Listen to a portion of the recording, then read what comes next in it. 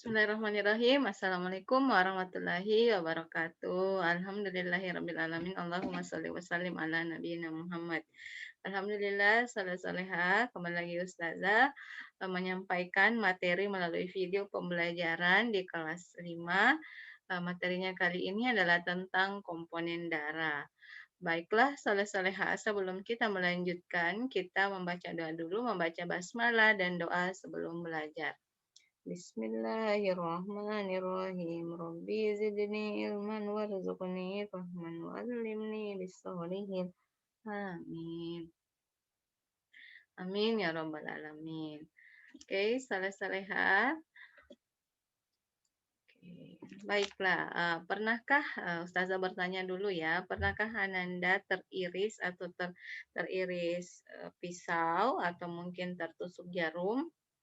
Nah, kemudian ketika, teriris pisau atau tertusuk jarum, maka biasanya akan keluar cairan dari permukaan tubuh kita. Nama cairannya adalah darah, betul sekali. Nah untuk, kesempatan kali ini kita akan mempelajari tentang, darah ya, tentang apa itu darah, pengertian darah, dan apa, komponen-komponen darah atau apa yang menyusun darah tersebut. Nah, oke, apa tujuan kita mempelajari materi kali ini? Nah, tujuannya yang pertama diharapkan setelah kita mempelajari materi ini, kita mampu menjelaskan pengertian darah. Kemudian yang kedua, kita mampu menjelaskan komponen darah. Dan yang ketiga adalah kita mampu menjelaskan fungsi dari tiap komponen darah tersebut. Oke. Nah, kita ke poin yang pertama ya, pengertian darah. Darah adalah cairan yang mengalir di dalam tubuh. Nah, kalau di materi sebelumnya kita sudah mempelajari ya tentang sistem peredaran darah. Peredaran darah itu organ-organnya terdiri atas jantung dan pembuluh darah. Nah, di pembuluh darah inilah mengalir suatu cairan yang disebut sebagai darah ya. Di pembuluh darah di tangan kita itu kan ada biasa terlihat urat-uratnya. Nah, di dalam urat-urat tersebut itulah terdapat darah. Nah, cairan yang mengalir di dalam tubuh, lebih tepatnya berada di dalam pembuluh darah. Nah, fungsi darah yang pertama adalah mengangkut sari-sari makanan yang ada sudah dicerna ya di dalam. Jadi ini berkaitan lagi dengan materi sistem pencernaan makanan pada manusia. Nah, di usus halus, nah di situ kan diserap sari-sari makanan. Setelah diserap sari-sari makanan tersebut akan diedarkan oleh darah ke seluruh tubuh. Kemudian fungsi darah yang kedua adalah mengangkut oksigen. Dan juga mengangkut karbon dioksida. Kemudian yang ketiga, pengatur suhu tubuh, dan yang keempat adalah pertahanan tubuh. Nah, yang selanjutnya adalah tentang komponen darah. Komponen darah atau penyusun darah itu ada dua, yaitu plasma darah dan sel-sel darah. Jadi satu tetes darah ya ketika kita terluka kemudian keluar darahnya menetes. Nah, satu tetes darah itu ya mengandung plasma darah dan sel darah. Plasma darah di dalam satu tetes darah itu terdiri atas 50%. Dan kemudian sel darah putih dan keping darah 1% dan sel darah merah 44%. Jadi di dalam darah kita itu yang lebih banyak adalah plasma darah. Nah, sel-sel darah terdiri atas 3 ya, yaitu sel darah merah atau eritrosit, sel darah putih atau leukosit, dan sel darah keping darah atau trombosit. Nah, apa peranan dari tiap-tiap komponen penyusun darah ini? Yuk kita simak sama-sama ya. Baik, yang pertama adalah plasma darah. Apa itu plasma darah? Plasma darah adalah komponen darah yang berbentuk cairan berwarna kuning yang menjadi medium atau tempat sel-sel darah. Nah, 55% dari jumlah atau volume darah merupakan plasma darah ya, kurang lebih 50 sampai 55% ya. Kemudian 90%-nya air, 10%-nya adalah albumin, globulin, fibrinogen, enzim, hormon, glukosa, asam amino dan vitamin, serta O2, CO2, elektrolit, dan urea, dan lain-lain. Nah, kemudian fungsi dari plasma darah ini yaitu mengatur tekanan osmosis darah.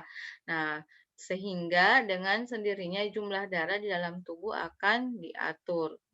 Kemudian yang kedua, membawa sari-sari makanan, kemudian membawa sisa metabolisme atau proses yang terjadi dalam tubuh kita.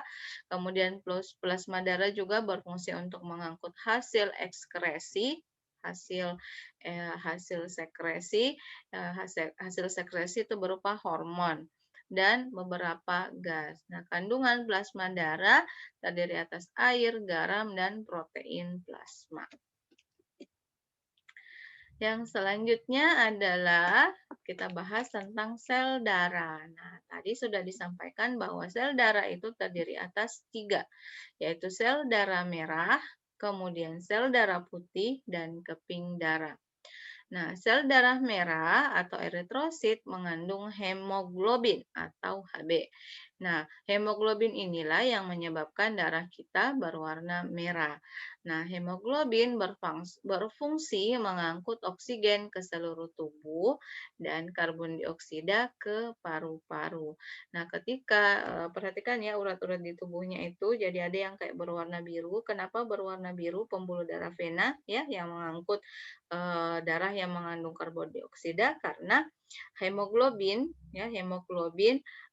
sudah mengandung karbon dioksida sehingga pembuluh darah venanya atau pembuluh darah baliknya itu berwarna biru sedangkan pembuluh darah arteri itu atau pembuluh darah nadi itu berwarna merah. Kenapa? Karena pembuluh darah nadi itu mengandung darah yang mengandung hemoglobin berikatan dengan oksigen sehingga darahnya atau pembuluh darah nadinya itu berwarna merah. Kemudian sel darah putih atau leukosit berwarna putih yang ini ya, kemudian ukurannya lebih besar dari sel darah merah yang berfungsi untuk membunuh kuman-kuman yang masuk ke dalam tubuh. Jadi ini anggap dia sebagai tentara di dalam tubuh kita. Jadi dia akan memakan atau menghancurkan kuman atau bakteri atau virus yang masuk ke dalam tubuh. Kemudian keping darah atau trombosit yang ini ya kecil, itu berfungsi untuk proses pembekuan darah ketika terjadi luka pada tubuh. Jadi misalnya ketika kita teriris, dalam waktu beberapa detik saja, maka biasanya itu darahnya akan berhenti mengalir. Kenapa? Karena ada keping darah ya yang berfungsi di situ untuk cepat-cepat membekukan darah ya. Jadi proses untuk menutup luka itu dibantu oleh keping darah ini ya Masya Allah ya luar biasa ciptaannya Allah coba dibayangkan misalnya kita teriris pisau ya lukanya agak lebar nauzubillah nah kemudian si keping darahnya ini tidak cepat untuk bergerak maka apa yang terjadi ya bisa jadi darahnya akan banyak yang keluar gitu ya maha kuasanya Allah nah Oke, kita simak ayat Al-Quran ya, surah Al-Kahf, firman-Nya Allah, Bismillahirrahmanirrahim. Dan sesungguhnya kami telah menciptakan manusia dan mengetahui apa yang dibisikkan oleh hatinya, dan kami lebih dekat kepadanya daripada urat lehernya. Nah, di sini para ahli tafsir itu berpendapat bahwa urat leher yang dimaksudkan di sini adalah pembuluh darah yang besar ya. Jadi pembuluh darah berisi apa tadi? Ya darah. Jadi um, katanya Allah itu lebih dekat daripada pembuluh darah kita. Maksudnya bahwa Allah itu selalu berada di hati kita dan sebaiknya kita sebagai orang yang beriman meyakini itu sehingga akan tambah keimanan kita kepada Allah, tambah ketakwaan kita kepada Allah sehingga kita lebih dan selalu dekat dengan Allah insya Allah. Oke, soleh-soleha. Demikianlah materi tentang komponen darah pada kesempatan kali ini. Masya Allah ya ciptaannya Allah. Semoga bermanfaat untuk Ananda. Terima kasih atas perhatiannya. Syukron. Assalamualaikum warahmatullahi wabarakatuh.